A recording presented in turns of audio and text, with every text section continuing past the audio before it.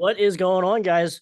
Hey, how's it going? Welcome back to another episode of the Kourse Metal Show. And what is this now? Our fourth episode of the What is Heavy Metal series. And we got with us here, we had a couple fans of heavy metal talk on about this topic on the series, but now we also have a couple band members, basically. And none other than we got here with us a longtime friend of the channel as well. If you've been around the channel, you know Chris Elliott from 86 Bullets and many other projects. What is going on, my man? Not much, Krash. How are you doing today? Good, good. So I'm quite excited to ask a couple questions and possibly like hear your angle and your side of what you think heavy metal is. And so we get started right away. And first question I like to ask, what is kind of like your origins to heavy metal? Like what made you get into heavy metal? And then just kind of quickly as well, what do you think the actual origins of heavy metal itself is? Sure. Me personally, my story is back to probably second or third grade, but Mm-hmm. it didn't start with heavy metal necessarily. I had a wide palette of music that I was attracted to. And what's funny is that I didn't have a lot of influence from the family. Like my parents weren't super into music. My mom played piano. She was into some music in like the 50s, Elvis and so forth like that, but we never had a lot of it playing through the house or anything like that. Occasionally something would be put on the stereo or on 8-track tape or something like that, but it wasn't real focus. So, Okay. and I know some of the other guests that you talked to was a focus of their, and I know your personal story. You were brought up with a lot of music, Right. and I never had that experience. So I'm coming from a different angle. So mine was all pretty much peer based, and then kind of discovering it on my own. So the first time that I was given a little introduction to rock and roll music, because we got to start there, because I know I didn't start off with heavy metal or anything like that. I didn't even know what that was at Right. all. I didn't really have any introduction to the radio, anything like that. But I remember second grade, I believe it was, one of my friends, we were talking and he said, have you heard this song on the radio? Bad Leroy Brown. Mm-hmm. And I was like, no, I don't think so. Or, anyway, so he turned me on to this and he said, it's got a bad word in it. And of course, I had to listen to it then. Right. Yeah. And the bad word is damn. So, the whole Look damn, he was out. Yeah. right, the baddest man in the whole damn town. So I thought I was a badass kid listening to that. Like, oh, don't let the parents hear that I'm listening to this song. It's taboo or something. So that was my first introduction to the rebelliousness and craziness of rock and roll, was through Jim Croce, who I love to this day. He's like one of my favorite artists. And what's strange is that I have all the same tastes as I did as I was a kid. Okay. I mean, pretty much, I don't know if there's anything that I dislike at all, but I've expanded my Mm-hmm. taste, obviously, through the years. So, onward from that. So, anyway, the Jim Croce led me to down the rabbit hole of music and to explore. In fact, that was the first album I got my mom to buy me, was Jim Croce's Life and Times, my very first rock album. Okay. And, of course, she didn't know that there was that bad word in it when it's like, Mom, buy me this. And he looks so innocent on the front cover. It's like, oh, that can't be anything. This But was before the parental advisory stickers and such. yeah, and they would have advised that damn is such a horrible word. uh, but what's funny is that I liked all the rockers on that album, and not so much the ballads, but then Okay. later on, like now, I think I like the ballads more. I mean, some of his ballad writing was just incredible, just the melodicism and the feeling and emotion. But I still like the rockers. But back then, it was all about the rockers, and Yeah. mostly Bad Boy and Leroy Brown. I just had to have that song. So that led to I'm thinking it was other peers and maybe the radio. I did start listening to AM radio, and I'm not Mhm. sure it was FM, but I remember they had like the Casey Kasem and the American Bandstand, the Okay. countdown. Yeah. So I would hear a lot of songs that way. I remember hearing Aerosmith for the first time on that uh the American Bandstand on the radio. I distinctly remember he goes, "This next song is by a band from Boston or whatever, and they're a hard rock band, but this song is a little bit of a departure for them. It's kind of not like a ballad." And they played "Dream On," and Okay. that was the first I heard, and I was like, "Wow, that's sounds great." I don't know what this is, but I like it. So I got into all kinds of things in the 70s. I mean, everything like the early disco, funk, whatever is on the radio. Yeah. Okay. But there was a couple bands that got caught my attention. This is probably drove me kind of into the path of the heavy side was Bachman Turner Overdrive, Okay. BTO, right? Chicago, which that wouldn't have been considered heavy, but they did have some kind of heavy stuff early on. But well, the BTO was definitely probably the first band that I heard that was considered heavy. Okay. And I don't think we would say they were heavy metal. Maybe they would have been thought that in 1974. Yeah. Nowadays, it's just rock, hard rock, whatever. Hmm. So that kind of got me down, into the more of the heavy. And I really like that band. I still to this day. In Yeah. fact, we're going to see him for my birthday. It's not really the whole band; it's Randy Bachman, but it'll be cool. I've never Okay. seen any of them before. And so that was the first real heavy band that I discovered on my own. Hmm. Okay. And then fast forward to about 1979 or 80, I ended up meeting this friend in in school. It was either eighth grade or uh, ninth grade, I guess. And he was the one guy in town that had all the records. Well, and his sister, I think, had older sister had turned him on to all this good music, and then he Okay. in turn had this incredible record collection. It had everything from Sabbath to Zeppelin, Hendrix, Ted Nugent, Alice Cooper, you name it. Okay. Like all the bands of the 70s. Skinner, you'd go on forever.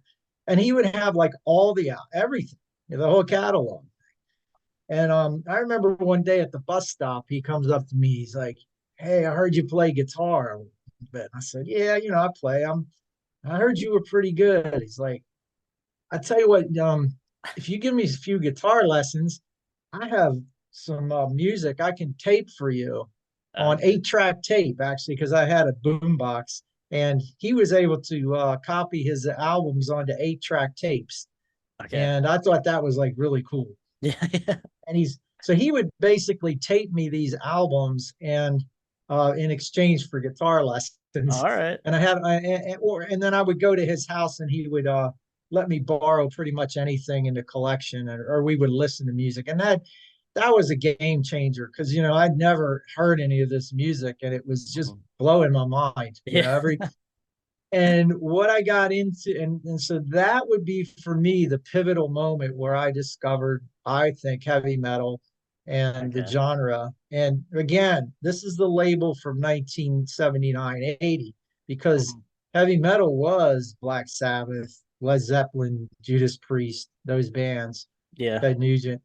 Um, and that'll bring me to something else we can talk about a little bit later, is that I believe it's a moving target kind of thing. It's a label that has evolved over the years. It Yeah. becomes something different because those bands, for the most part, would be considered hard rock. I think now maybe Mhm. Black Sabbath is still metal. I don't know. It's classic metal, I guess you could say. Yeah. Or So traditional metal, I guess. Yeah. yeah. So what I was drawn to the most, my favorite bands of that new friendship with him was definitely Black Sabbath. I mean, oh, Mhm. look, I'm even wearing the shirt. Yeah. Uh, I just love Sabbath, man. I was eating it up so much. It was like my favorite. And I loved all the other stuff too. Definitely Ted Nugent with the guitar, and Mhm.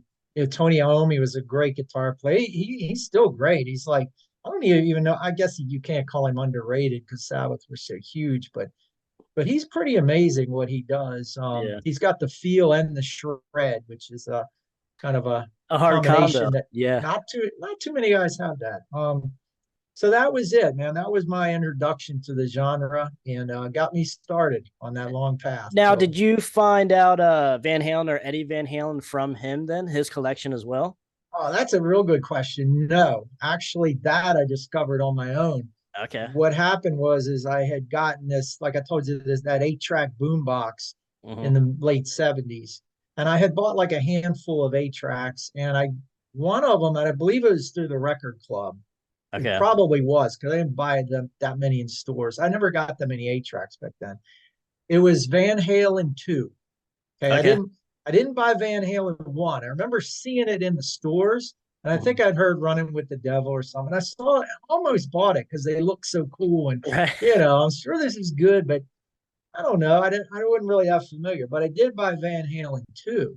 And I remember when I played it, and this was like right before I was started to learn guitar. Okay. I loved it, right? But I would hear Eddie like Spanish Fly and like some of his leads, and I Mhm. had no idea what he was doing. Like I just thought it sounded like I knew it was incredible, but I had no clue what it was. Yeah, you didn't know what it looked like either. Like, you just it No, what he does, you can't just imagine. You have to see it for it to believe it. yeah. And he used to, I mean, back then, remember, there was no internet, there was no video. I mean, Mhm. these bands were hardly ever on TV. Hi, this is David Reese, and you're watching the Crash Course Metal Show. Metal was kind of my default, but Mhm. I started liking all this other stuff too. Um, so I wasn't one of those kids that was just a metalhead. I was at first, but I really started getting into all kinds of other music too. Right. Okay. So All right. yeah, Van Halen was definitely that I discovered on my own, and that was quite a trip because Yeah. Okay. yeah, Yeah. it was mind blowing, but I had no idea, any clue what he was, what was going Right. Yeah, because I know you just from all the shows that we've done and knowing you, you're a big Eddie Van Halen guy, on. and Tony Absolutely, as yeah, well. yeah. But yeah, Eddie Van Halen certainly comes out and you're playing and stuff as well. So definitely, is there anything that you want to touch on, like as far, because I know we touch on heavy metal origins before this past year on the channel.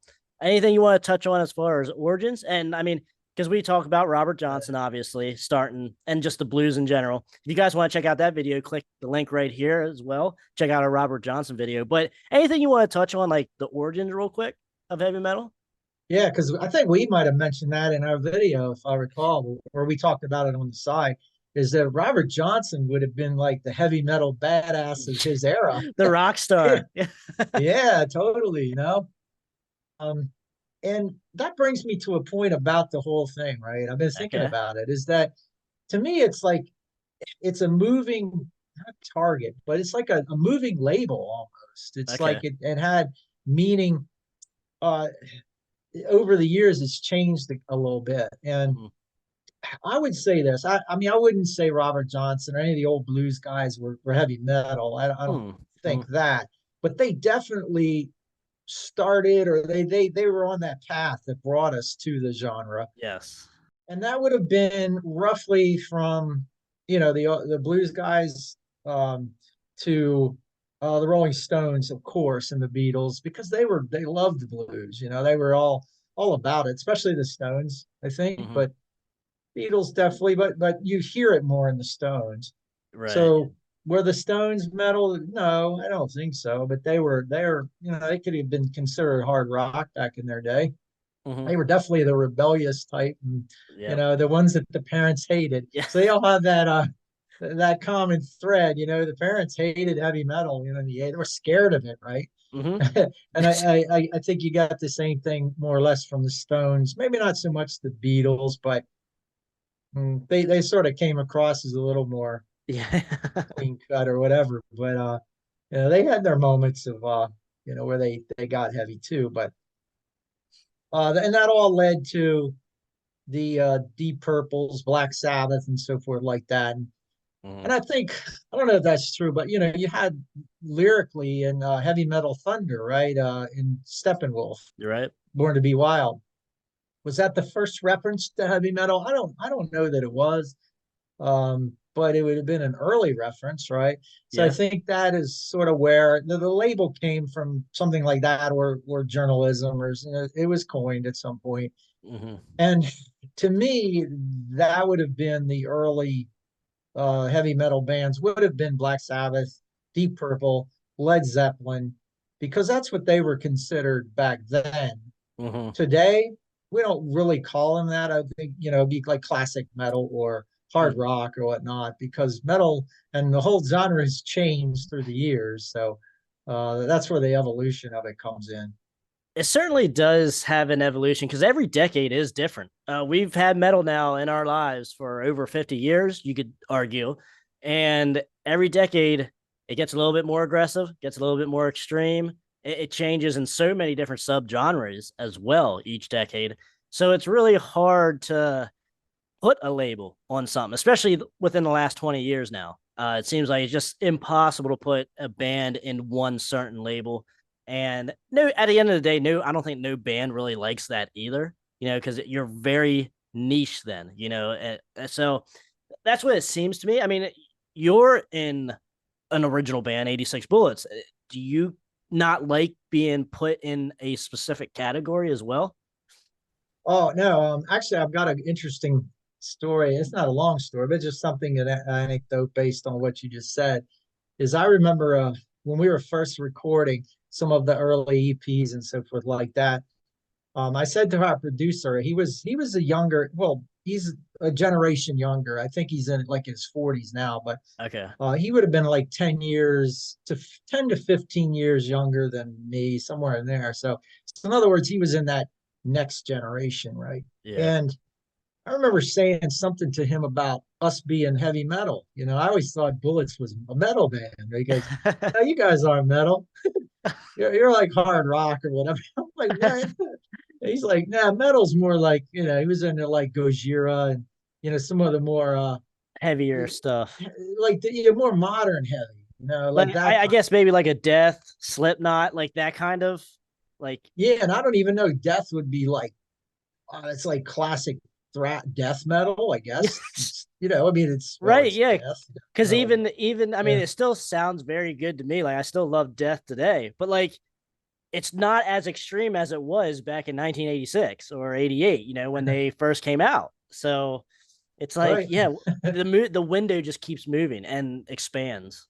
Yeah. And I think it's good to confuse people or like have them pause when they're thinking like, what label is that? Yeah, To me, that's a good thing if you kind of can't put your finger on it. I And agree. I agree. so yeah, I mean, we're definitely like, you couldn't say, I mean, if you heard a band like that was I don't know, Warrant or Hmm. Kicks or something like that, you could pretty much say that's 80s metal. Yeah. I don't, Just, there's no just yeah, exactly. deviation from that. Right, and that also goes, I guess, to the production style then too, because that evolves over the years as well, and that gives it Yeah. that kind of like vintage sound or whatever sound that it is of that era. So that's a good thought though too. But yeah, I do you have anything else to touch on that topic? Yeah, as far as no, I mean, that was the thing that really kind of was an eye opener. But there's a lot of labels, man. There's Right. a lot of labels that get thrown around. I don't necessarily think that's bad, because it does. I mean, you have to call it something, right? At the end of the Yeah. day. So, but I don't know. I don't think there's any insult or anything like that. I've heard bands that they don't like to be called hair metal, for example, or Mhm. or even heavy metal or whatever. But to me, it's all music at the end of the day, and Right. if when people want to label you, that's fine, I guess. Yeah, because the field, like we kind of talked about a little bit earlier, the field or the window is so huge now, as far as like, oh, that's a heavy metal band. All right, that can mean any any 50 different things nowadays, So to really kind of like pinpoint, you do have a certain sound to you as a band. No matter who you are, you have a certain sound at the end of the day of what people like and what people just think of first when they hear your music, any one of your songs. So Yeah, I think I'm kind of with you there on that. Like subgenres, I don't have an issue with them at all. I kind of that's kind of like where I gravitate to when I try to explain something, especially when you're talking to another music nerd as well. Like Hmm. that's where I think it's certainly you certainly need to have it then, because then you start like, oh, they have a little bit of like glam metal, they have a little bit of punk, to them as well. Or, you start throwing in like power metal or, symphonic death metal. Like, you start adding all these different things and I think it's fun too, just to talk like that. But when you're talking to your normal casual fans, they're gonna be like, what the fuck are you talking about, man? So Yeah. yeah, I don't usually generally run into an issue though with the subgenre stuff, you know. Well, if you can't be labeled, that's sort of a disadvantage in a way because sometimes people, like if you're so unique, people get confused. They're like, I don't know if I like this or not. Yeah. If a band, if you're like into, like hardcore thrash, right? And then Mhm. you hear a band that is hardcore thrash, you're probably gonna like them. Yeah. Yeah. I mean, as long as they're good, You're right? certainly gonna So give them that chance, that first chance, because like if because you already like the genre, yes, subgenre, yeah, because most people aren't just gonna pick up something that doesn't really have an unknown genre or sound to them and come in with an open mind for the most part. Some people do, but generally speaking, like when you're talking to like a certain fan, like a metalhead, oh, that only likes thrash, like you said, or only likes glam. If you have something different, or you don't really have a sound that you can call your own, they're gonna be like, oh, okay, I only listen to thrash, man, like that kind of deal. right? So I agree with that point as well.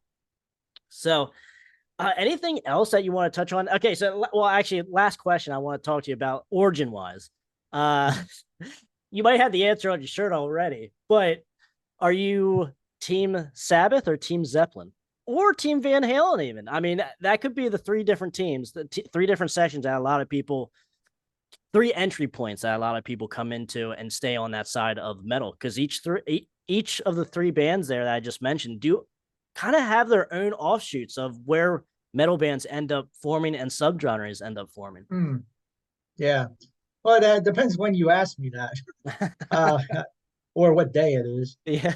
If it was when I was in my formative years as a young budding guitar player, musician, or want to be in a band kind of person, no, I think that would have been. Oh man, that's still tough. It would have been Black Sabbath Mm-hmm. because they were my favorite band, right? Okay. Um, Are they still your but favorite band? no, no, no, because I don't really have a favorite anything. Yeah. There's too many. There's Yeah. there's too many. People say like, who's your favorite? Your favorite guitar player. Well, I can never answer that. I'm sorry. If you ask me who are my top five, I could probably get close. I could name five. Yeah. 10's a little easier, and 20's probably better. In other words, every time I think of one person, I'm like, wait a minute, what about so and so? They're Right. Yeah. I just can't stop. And then plus, we're talking about that too, as far as a good friend of mine, RJ, put up a post about get the guitar players on Mount Rushmore. I think we talked about that. Yeah. He had asked me. Well, Bill Mask asked, actually kind of prodded him to ask me that question too. Was what? So what do I think? What are my favorites? That were what would go on Mount Rushmore? And man, that was hard. But to me, it was Jimi Hendrix, Eddie Van Halen, Yngwie, Ooh. and then I went with Paul Gilbert number four. But that could be Okay. debatable. But what I was thinking is that the only way to do it right is I can't pick like who's the best or what I mean because that's all subjective. Yeah. Yep. Just you gotta well, first of all, you gotta go with the genre. You can't compare a metal guitarist with a blues guitarist. That's just not fair, right? Yep. Or a classical player. It's so different. I mean, think about it. Like Andre Segovia, right? Could never play Van Halen. Not a Yeah. million years. Like you would probably hand him electric guitar and it would be a joke. I'm serious. Like, and then but he's like the best classical player ever. Then you give Eddie Van Halen a classical, and he can shred on classical, no doubt. but ask him to play the repertoire of Segovia. No, it's not going to happen. Yeah. And that's no slight to either one of them. It's just to show you the extremes of you can't compare the genre. You have to go with the genre itself. So if I went with metal rock, guitar shredder kind of thing, or Guitar Hero, let's say, I have to. Hendrix to me was first because, well, and then can we say Robert Johnson? Because if we go way back, we can go to the real hero, the heroes of even earlier. But to me, it was Hendrix. It was kind of, you have to upset the apple cart. It's like they have to be game changers. In other words, they changed the whole face of the landscape. That's what I have to go with, because if I say, and then to me it was Eddie Van Halen, and I'm pretty sure that's almost undebatable. Hendrix, Van Halen. No one's gonna give you too much shit on those picks. Yeah, right. Well, you could say, what about Randy Rhoads? What about? Well, yeah, Randy was great, but he didn't come out of the gate first. At least for guitar players, everybody heard Van Halen, and he was the one. He'd be doing this tapping stuff, and guitar players never saw it on video or unless you saw him live, and they would like, what is he doing? He sounds like a keyboard, I mean, it just, everybody wanted to play like Van Halen. That went through the whole 80s. The whole shred thing was because of Eddie. So you had Eddie, and then Yngwie came, and he just, I mean, I lived through that era, and it was like you either practiced 24 hours a day or you burned your guitars. That was pretty much your choice, right? Because you're not going to catch up to this guy at all. It was like impossible. And it was so demoralizing and challenging at the same time. That era was weird because he was so intimidating. And you can ask any of the guitar heroes when they came out, when Yngwie came out, everybody was like, "Oh no!" Yeah, and this guy's playing circles around all of us. I was gonna say, and he kind of changed the game too, as far as bringing in more of a classical feel to that I can think of off the top of my head that early. Because even like he was even around before Steeler, and Steeler was early '80s, so like he was doing his thing pretty early in the scene as well, or in the metal genre. And he was, but you had Ole John Roth that was doing that, not to that technical level, but he was ripping it up. I just had to learn Sales of Charon. Oh my gosh. I mean, that's just like a tour de force. It's tough, And then Randy Rhoads had some classical, right? But I think the main difference is both those guys still had like a rock kind of basis. Yngwie came out and he was almost like trying to sound like a classical violin. Yeah. I mean, he had a little Hendrix in him, a little Blackmore, and he did play kind of bluesy sometimes. It was mostly just like a classical instrument. He's trying to, like Paganini, in the first century or something. It was just ridiculous, man. When you heard it, I'm never going to play like this. It was so demoralizing, but a lot of, but that led down the path to the 80s, the whole shred thing. Like every band, right? Hair band, heavy metal band, whatever, had to have a shredder pretty much. I mean, they did to me, like if they didn't have somebody that could rip, I didn't have any respect for them. I'm with you. Like I want to see how good you are on the guitar, basically. And I think though too, a guitar solo or just solos in general, it brings out the personality in the player and even the band too. I think it adds something that I think, and that's why I think the 80s just metal landscape has to be the best, at least for guitar wise, because like stuff in the 90s just wasn't the same without the guitar solos, or even the tone and stuff was not very memorable. And even up until this day, it's starting to come back. The last 10 years or so, it's starting to come back. I'm very impressed, very happy with that, because I remember when I was like 12, 13, 14 years old, like in 2005, I'm like, where the fuck are all the good guitar players at? And it's like, but it's coming back now. I'm quite happy with that. Got a lot of potential coming up here, I think, for the future. But yeah, I don't know if you want to, you kind of did talk about that a little bit, but just the 80s was the guitar hero era decade. It and the 90s had to happen because the guitar playing was so over the top. Like I was teaching guitar through those eras, and I tell you one thing good about the '90s, right? Like there were Okay. some good songs and stuff like that, but the Yeah. guitar playing it went to like nothing pretty much. I mean, it was amateurish, Yeah, honestly. real Some of the basic. Yeah. soloing, embarrassingly so, but it was just a total rebellion of the hair metal thing. You know, you had the Mhm. flannel shirts. You know, guys who wouldn't take baths and Yeah. the stringy hair instead of poofy hair. It was all just like total rebellion against it. And it just sort of had to happen because I think kids were starting to look at those bands and go, I don't look like that. I'm not like pretty like that guy. You know, I don't have that kind of hair. My hair won't even grow. You know, Yeah. I can't even, and I can't play near like that guitar player. So Yeah. it was just sort of inevitable. But as a guitar teacher, it was actually an easy era. I was like, man, I don't have to sit here and try to learn these winger solos or, Yeah. uh, like Yingve Dokken solos. and Yeah. stuff. Ingve, oh, don't bring that into me. Oh, it's going to be torture. So hard, And then I was like, oh, teach me Nirvana. Okay, well, the good thing is I could teach a kid to play some Nirvana or Bush or something like that within about 4 lessons. So Right. he would be letting the parents, he's, Johnny's already learned a song. He's only Yeah. been with you a month. That's Yeah. great. And Johnny's totally happy because he's learning his, favorite song and he can play pretty much the whole thing and maybe even the solo.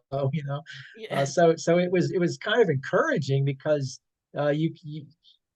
you weren't faced with having to deal with the standard being Ingve. Yes. Yeah.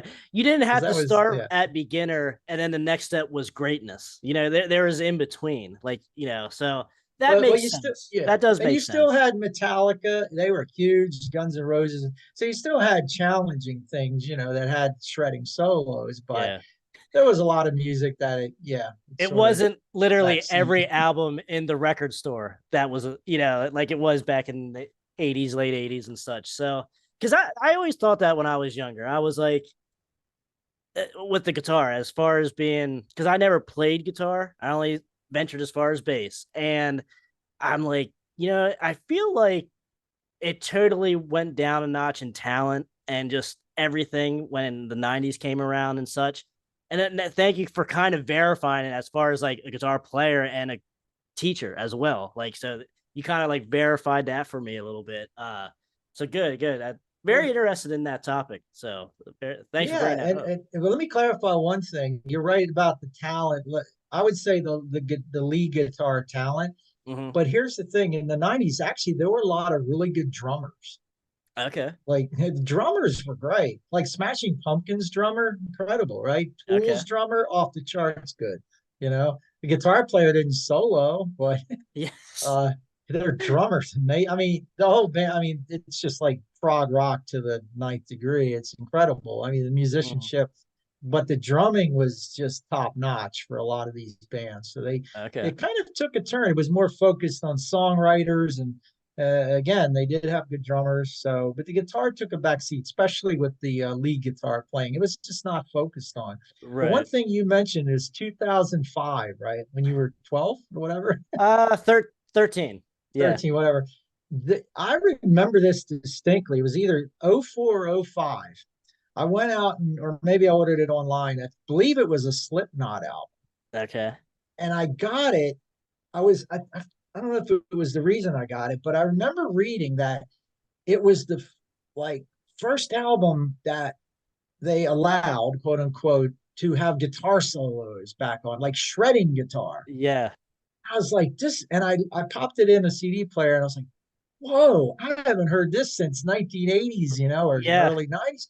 There was like shredding. It wasn't, it was real solos with shredding. I'm Right. like, what's going on here? So I was reading about it, and apparently those guys before Slipknot, they were in like a thrash or a heavy, Yeah. thrash Yeah. metal type of band. And they said that they would shred. It was, they were shredders, right? But Right. they Yeah. said that they were basically either not allowed to play solos on the early Slipknot, or they did, and the producer, they would edit it out. They Yeah. would take out all the solos. Because that wasn't the cool thing. at the time. Yes, and it wasn't that right in the not late 90s, even the 2000s, early 2000s, it wasn't acceptable. So Yeah. they would just, even if you could shred, they wouldn't let you, or they would just chop it out of the recording. They take it out and wasn't there. So it was the first album that I heard personally that Okay. was like a more modern album that that went back to guitar shredding. And after that, it kind of the floodgates opened because you Yeah. had band like Trivium, I think, was around Yeah. that. Dragon Force was another Right. one. Right. You heard those bands, and they're like, I mean, Dragon Force is ridiculous, like it's like The, video game shredding or the something. Guitar Hero is back. Yeah. No. And Yeah, it was I like agree with that. it was great, and it was like new and refreshing and back to shred. So Right. it kind of had come full circle. It's I cool. because I do I want to touch on I think I know the volume 3 I think is the album from Slipknot that That might came have out been like it. Yeah. 2005 Mhm. 2006 and I Yeah. bought that new I or around the time it came out and I was like because I'm like I'm only listening to 80 stuff when I'm 12 13 years old. I'm like fuck all this new stuff, but I did buy the new Slipknot album at the time and I remember what you're talking about because I was certainly impressed with that. I think the song that I remember distinctly was like Opium the People. I think it was track number 5 or something. And it starts out with a solo, like finger tapping type stuff. And I was like, holy shit, this is so cool. I was like so impressed and surprised by that. And that's funny you mentioned that too, because that was seared into my head. When I remember where I was when I first heard that. And so that's just really cool too, that you think that was probably around the time that it started to become more acceptable. And I would have to agree with that too, from my, you know, respect retrospective of it and stuff like that. Oh, Dragon Force. I remember when that came out then too, because that was like kind of when it was starting to become cool again to be a guitar hero, play as many notes as you can, and look badass doing it.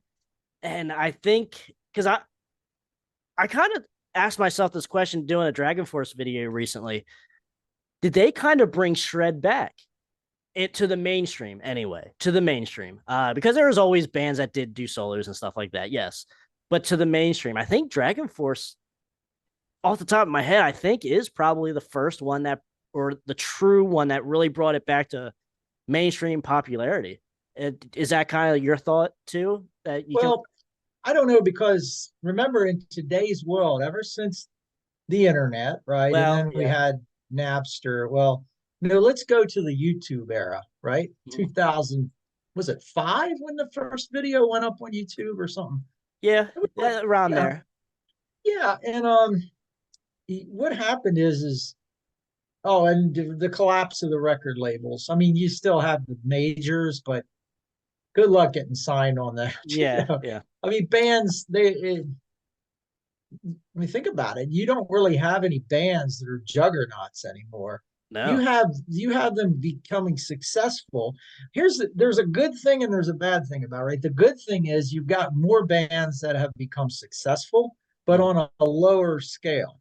So Right. you can make money or you can make a living doing music or gain notoriety. It's a little easier in a way because you got if you put videos out and people can see you worldwide or your music is distributed, like my music is all over CD Baby or uh distributes through all of them, Mhm. Amazon, Apple, iTunes, uh Spotify and so forth. You're all over the place. So Right. your music is there for anybody to find you. The trick is, the marketing to get them to find you, Right. that way. But back in the even the 80s and the 90s, it was a select few. You kind of had to get signed to a label and not necessarily a major, but you'd have to, maybe a strong independent where they get your music out there in the stores because people Right. had to buy records, real CDs and Or cassettes. even a video to be able to get your video to any kind of cable TV show or MTV or wherever you were at that part of the world, whatever Yeah, that music MTV show. was super. Oh yeah, I mean, if you got on MTV, especially in the rotation, and that was that was going to help you tremendously. Yeah. So you had bands like that, but you're never going to have. I think probably the last band that was a total worldwide juggernaut was probably Nirvana. That's what I think. That's debatable. Some people say it could have been, later than that. But as far as just, the worldwide, like the last rock star is Dave Grohl, the living Yeah. the oldest rock star, it's not the oldest, but it'd actually be the youngest, I guess. Yeah. Yeah. Actually true worldwide rock star that everybody would know, like they were, a household name. Right. But today you have great bands. But here's the thing: you have the especially in the guitar, well, I would say all the instruments, because of the YouTube and the videos, they're so accessible, is that you can go online and pretty much learn anything, right? Yeah.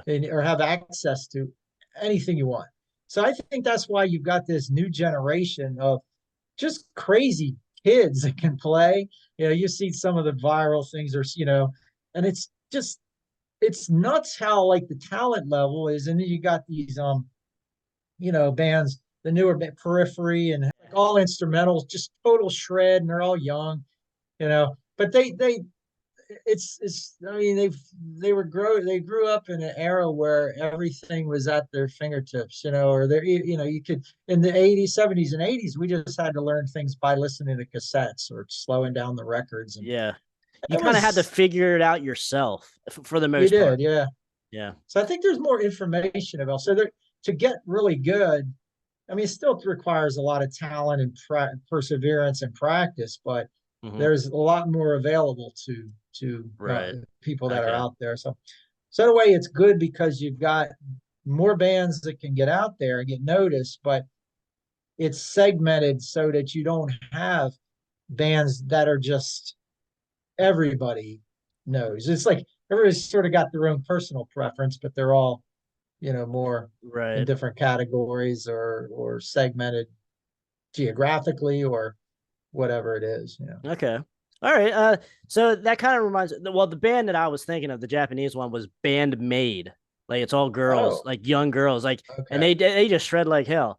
But yeah, that's another one too, like that you were talking about. So, but that kind of made me think about when you were just saying, is metal, like, as far, because this kind of touches on the live scene a little bit, which I do want to talk about with you quick.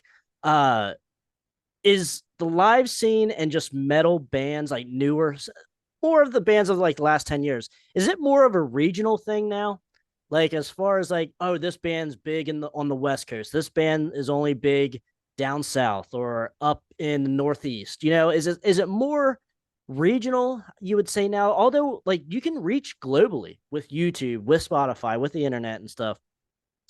But at the same time, I think it's just a flood of just so many bands. It's just so harder for the cream to rise to the top, I guess, is another way of saying that. But is it more regional now? And then as far as a live scene, answer the answer the regional part first, if you Yeah, will. I don't think it might be any more so than it was before, Okay. because there were always regional bands that were kick-ass bands, but they never got noticed on a national level. Right. But I think what it is what you said before, is like the cream rising to the top or whatnot.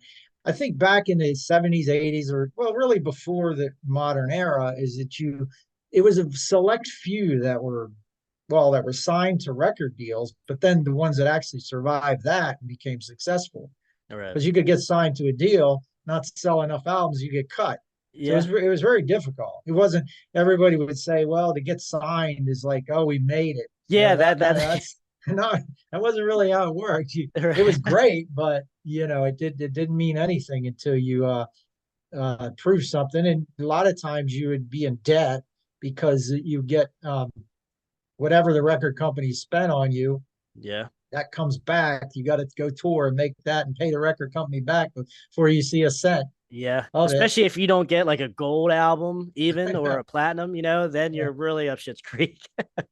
Yep. So I think you probably have a lot the same. I think it would be the same regionally and all that, but you just have less bands. I mean, it's more, well, like if you look at the Billboard charts or whatnot, I mean, you're not going to see that many bands, right? You'll see like the solo artists or Right. the singer songwriter, not even singer songwriters, but the ones that they groom to be like the pop stars, I guess Yeah. you Yep. could say. Okay.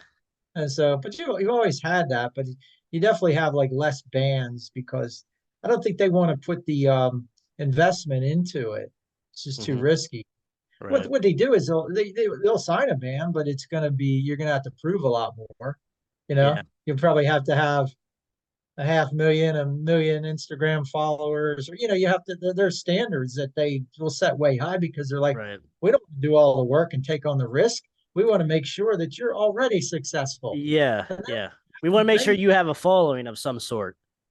right, and then it might not even be the best interest of the band or artist to sign with them Hmm. because I mean, there's unless you have you should have a good lawyer first of all, Yeah. or somebody that really knows the industry because that can be you may be better off being independent Yeah. because if you're already successful and then you sign with a label and they're going to take like some of them do these 360 deals where they take revenue from your merch sales and so forth. Like they'll Okay. take Yeah. everything. You got to be careful, right?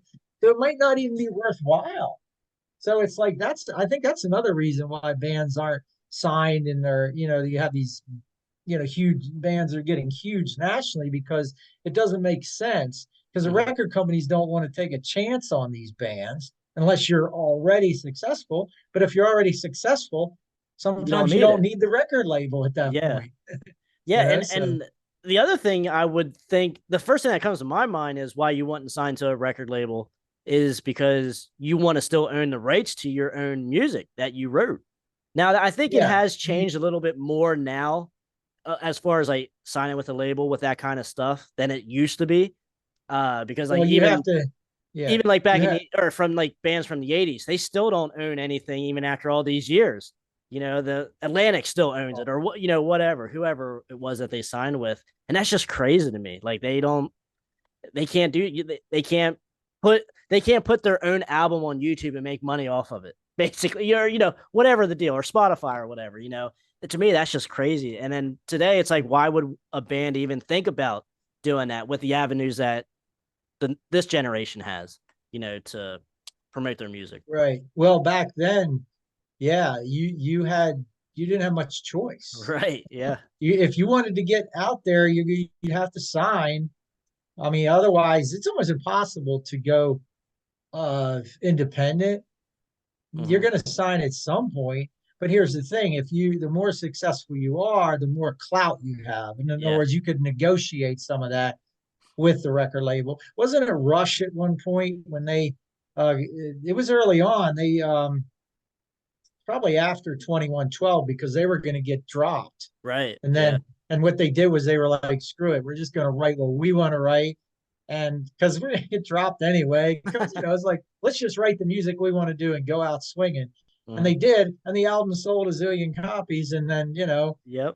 they didn't get dropped, and everything changed. But I think they actually, as part of their probably the next record deal, they had an all in other words, all the music they had the rights to all the artistry and the creation of the music. In other words, they couldn't have outside producers come in and tell them what to do or Okay. that kind of thing. They had exclusive rights to, okay, whatever we want to write, it's going to be that we're going to do it our way. And Right. very few bands, I think, get to that level, but you got to be successful to be able to have that, level of Yeah. command, yes. Okay.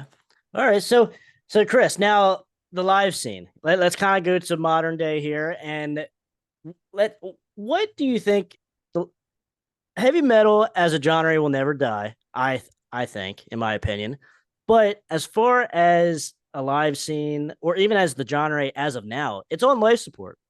Not too like when you go out to a show, you don't see too much unless it's like a legacy band, but that's a total different category. Like that doesn't carry any kind of scene or anything like that, in my opinion.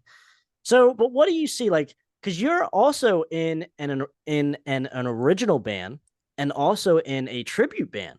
So, can you kind of give us your thoughts on like the live scene, like what you see, what you don't like, positives and negatives, and then also too the kind of like what's going on between the cover bands and the tribute bands, and then also the original bands as far as gigs and kind of like fighting on each other's territory here.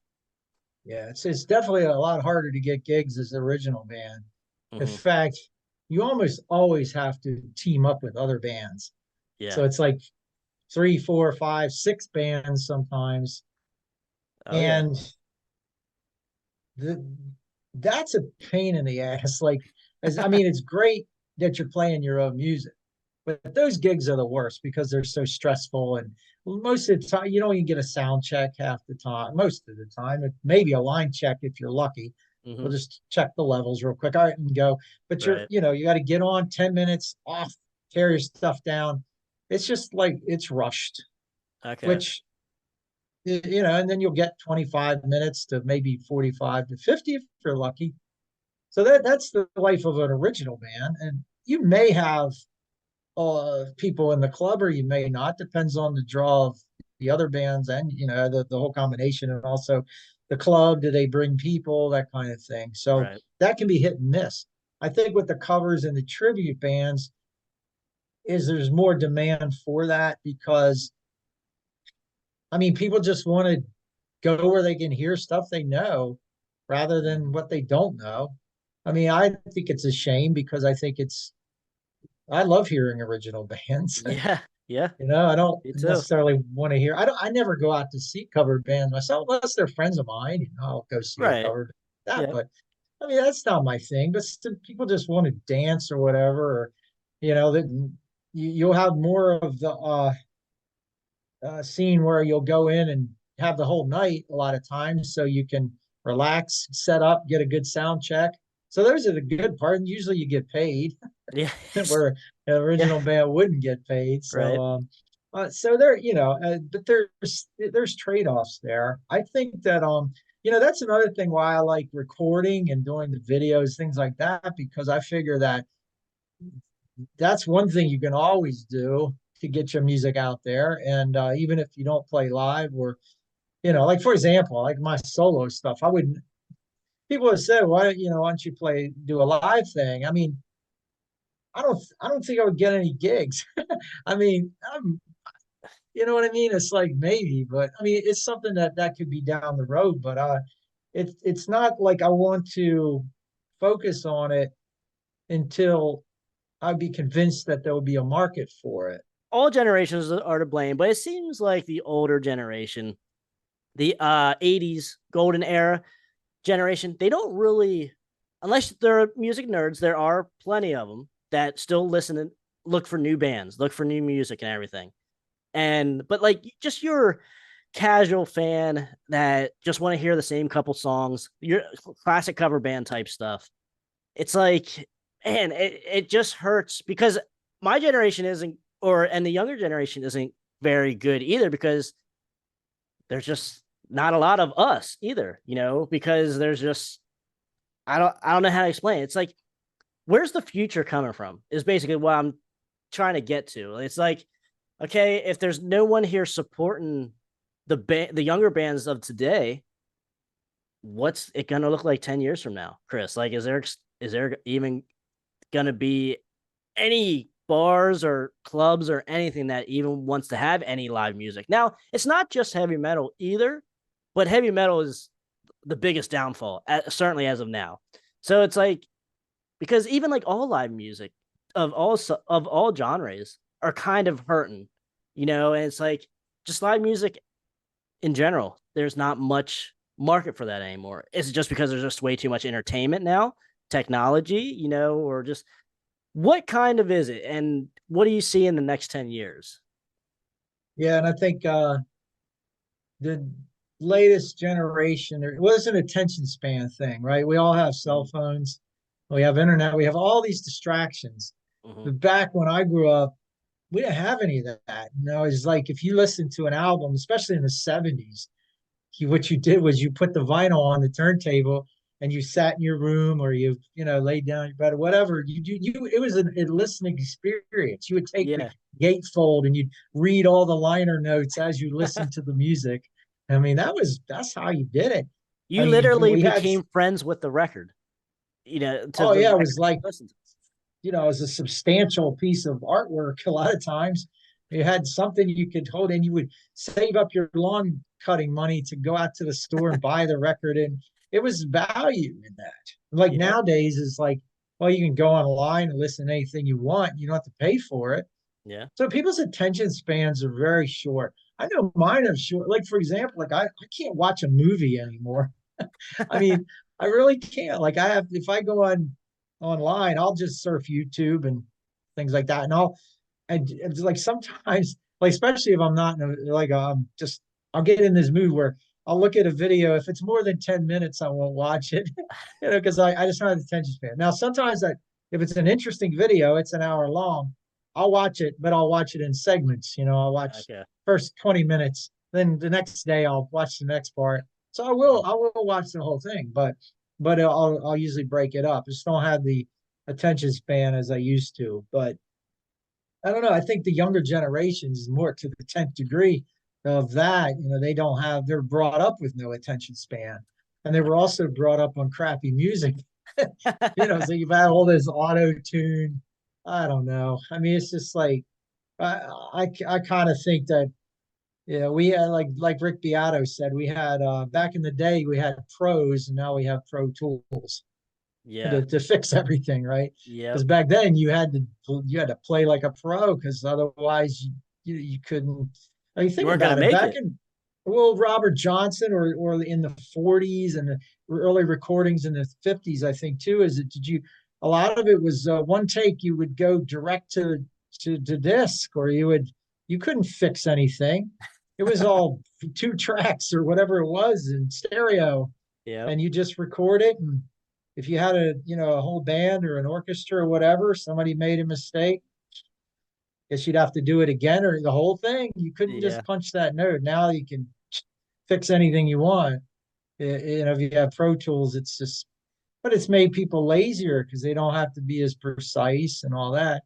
Mhm. One thing I can tell you is all the recordings I've done, whether it's 86, my solo stuff, just recording my music, is I don't I use the technology, I don't use Pro Tools, I use Reaper, which is Pro Tools compatible. Um, but I don't do the auto tune and things like that. Okay. What I would do, but I still do like 70s and 80s type, like I'll do punch-ins and things like that. It's easier nowadays because you don't have to use a tape machine. You do it on your Yeah. computer. But I don't believe in all the moving the kick bass drums so it's like perfect, and auto tuning the vocals and the guitar. I don't Okay. do any of that. Right. I keep it real, but I keep it within the up to about 1989. And then beyond that, I don't want any of the new technology unless it's just for convenience. Like I said, Right. the computer is much more convenient and affordable than having some huge tape machine and all these outboard effects and all that. You can get some great sounding effects right in the box, Yeah. right in, on your DAW. You got some great effects, and I mean that just makes it easier, from easier and more economical, I guess. Yeah. But as far as the cheating part, I don't believe in that, and I hate that. I don't like to hear that. I don't want to hear you auto tune somebody's vocal. If you can't sing it, do it until you can do it, or just don't sing. Yeah. Just make it your own at the same time. Click track, drummers would play without it, but the thing is, no drummer has got perfect time, even the best ones. You Mhm. could go to an AC/DC song, who's Phil Rudd is known to be a cement mixer drummer. Yeah. Like he's perfect, he's right on time, and he is. But you could take a meter to his timing, and you'll find it's off. It's not Yeah. perfect. He Right. Right. sways, he speeds up a little in the chorus, or he'll slow down the verse. Maybe not to our ear, we can't hear it, but we do subliminally. We hear that, and it gives it character, right? If Yes. you hear a modern recording, it's all quantized and everything's perfect. It draws us old people especially nuts, because we're not used to that. We want to hear the little flaws and Yeah. mistakes. That gives it the character of it. Mhm. Um, so can bands do that? Yeah, easily. You can use modern technology, but you don't have to do all the fixing and all the crazy Right. stuff. Yeah. Just let it, use the technology to make it easier and more affordable, but you don't have to cheat. um, Now, is you that leave kind that of out and you get a better sound. You get a yeah? better recording out. Is that kind of like why a lot of, I guess, studio albums kind of sound the same? now. Like I hear that being thrown around. Like I kind of get that. I can see both sides of this argument of like that's why like the last like 15, 20 years, a lot of studio albums of like metal, just say, of a particular genre, they kind of have a very similar sound to them. Is there any truth to that possibly? Yeah, probably because they're all using the same DAWs, like Pro Tools. Yeah. I mean, probably 99% of them use Pro Tools, right? Yeah. Like, And there's no real, like you said about Phil, there's no real character in that song or that album then. So that kind of made me think of that. That makes sense anyway. yeah. Well, it's also how they're using their recording because they're all I mean, I look at that a lot. Like guys will analyze on YouTube, for example, the vocal performances. I mean, they'll go back to old stuff and pitch correct it, which is sort of like blasphemous, to old recordings that don't really need pitch correction, Yeah. but they do it because it's just the standard. That's what they do nowadays. So every producer, whether it's metal or any other genre, they'll just automatically, for example, they'll pitch correct the vocals. They probably it might not even need it, but that's just the standard. That's what everybody does, so that's what they do. Right. And I think that's another reason why everything sounds the same because there's no character in it. Yeah. They'll quantize the drums. You know, you can take a less. The drummers don't have to be as good nowadays, technically, because you speed up, you slow down, they'll just move you to your perfect. Yep. They'll just move everything like literally. Okay. And I think that's why you get this real clinical kind of sounding, Right. lifeless sort of sound. Yeah. Okay. Yeah, that's a good way to put it. Lifeless. I dig that. So I mean, we kind of covered a lot of ground here, but I do got one more question on my side anyway. What do you think the next 10 years really kind of looks like for metal? Not just the live scene, but just in general. What do you think the next 10 years kind of has for us? And it's a good question, and it's hard to see for sure because I don't think nobody thought about metal or music in general, like rock music even, lasting until 2024. When it was 1981, I don't think any one of us thought of that. We were just happy for it to get to 1982. We didn't really think of the future. And then looking at like rock stars or like legacy bands, I always say this, right? Especially as a musician, it's really fascinating to me to look at these bands and think to myself, I always think, well, how much longer can I do this? All right, at my age, right? So I'm 58. I'll be 59 in a couple months. Okay. And so I'm, kind of in like I'm as old as Slash, for example, right? Okay. like he and I are the same age. He was born in May. I'm 65, so he's a little older. But the point is that you see these bands. For example, let's go with the Stones. Okay, Yeah. they're like one of the oldest bands out there, and Paul McCartney, Ringo, they're still touring. And so you got bands that are in their early 80s. Okay, and Mick Jagger is what, he's 80, 81 now. Yeah. And he's out there. He's running around and he still sounds great. Yeah. Now, does he sing like Dio? No. Yeah. He probably can't sing like that at 80. I don't think anybody. He's lucky that the Stones, his vocal is more like Yeah. is a bluesy vocal, which I think Yep. generally you can last, for the most part, a little longer into age with a voice like that. Mm-hmm. But as far as these guys are still on stage, they're not in wheelchairs. Now we've had bands do that, like we've had what was it, Genesis recently. Okay. Phil Collins. Right. I always say Phil Collins. Yeah. Phil Collins was in a wheelchair, I believe, for the last Genesis tour.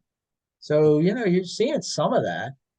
Right. But what's going to happen is, and we're already seeing it, these bands are dying out, like literally.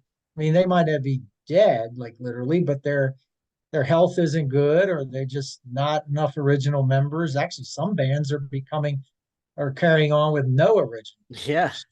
So Yep. they're almost like tribute bands at this point. Exactly. Yep. I think the key is going to be the audience, though, Hmm. because you got to have the audience to support it. So right now, though, the legacy bands are doing great. We just went to see Sammy Hagar, that tour, and Loverboy opened up, and that Okay. place was 25,000. It was pretty much packed. Really? Okay. Yeah, mostly older people. There were some younger kids there, like their parents, and that's going to be the key. Is Yeah. if you have enough of the younger kids that are influenced by their parents to like the music that they like. Yeah. I don't know what that breakdown is, but that's going to be the key to the future. It is. But remember, these bands are going to be gone, so those kids are also going to have to start bands, and are they Mhm. going to sound like the legacy bands? Hmm. I mean, maybe, because we tend to do that, right? Yeah. Generationally, you'll have this rebelliousness against the generation before, but then you'll have the retro thing where Hmm. things from like the 70s came back and the 80s sound and this and Yep. that. So that's a tough. It's really going to depend, honestly, on the kids, because we're all going to be gone, dead and gone, or in Yeah. nursing homes or wheelchairs, or we're not going to be able to be out there supporting the music at some point. Yeah. Yeah, so it's really up to the kids. Carry the torch, right? Defenders of the faith, get them out there, Right. and hopefully the parents can be influential to get them to like good music That's and the to thing. That is appreciate. half the battle. Yeah.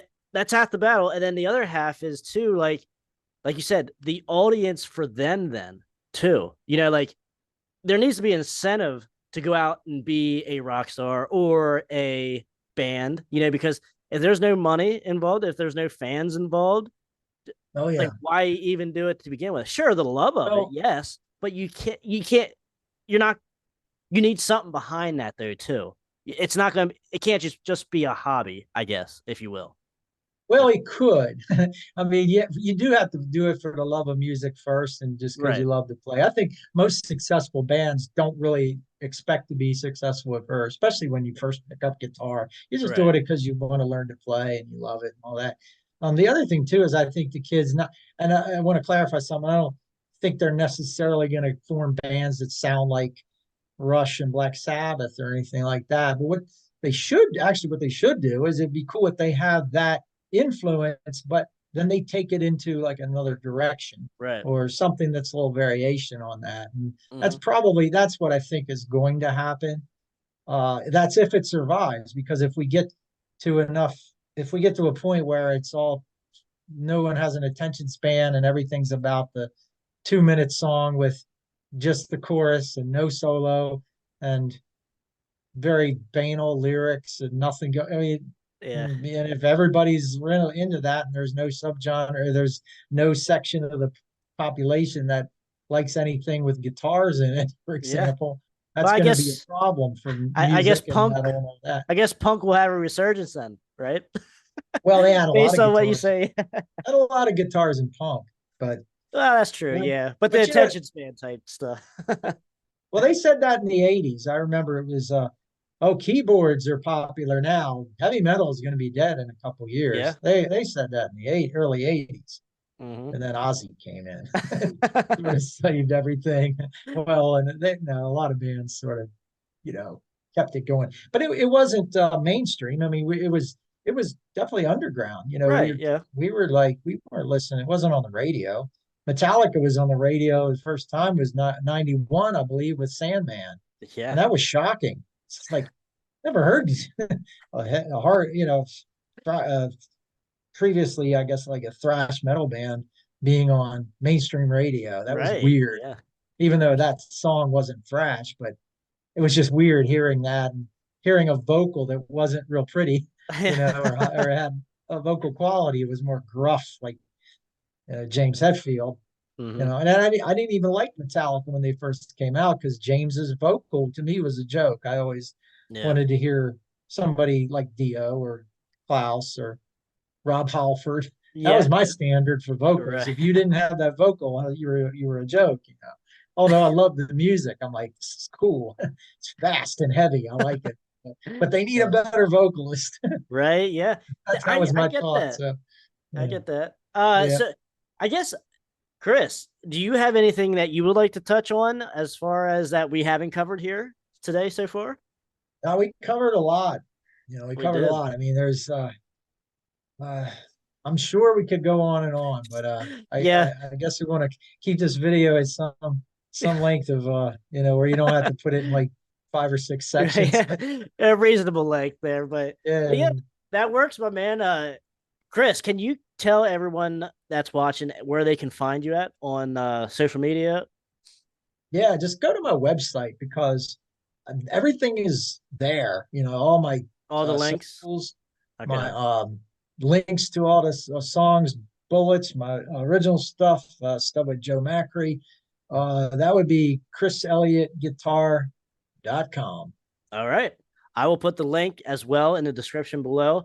But Chris, my man, thank you very much, man, for coming on and giving us your side of what you kind of think heavy metal is and the future of heavy metal. Absolutely, man. It was a blast. Guys, let us know in the comments as well. Talk to me. What you think heavy metal is, what you think the future is, and just give us kind of your story as well. What do you think? But until next time, guys, that's Chris Elliott from 86 Bullets. I'm Trevor Crash Knight. Thank you for watching. Stay out of that collateral damage, and we will see you guys later.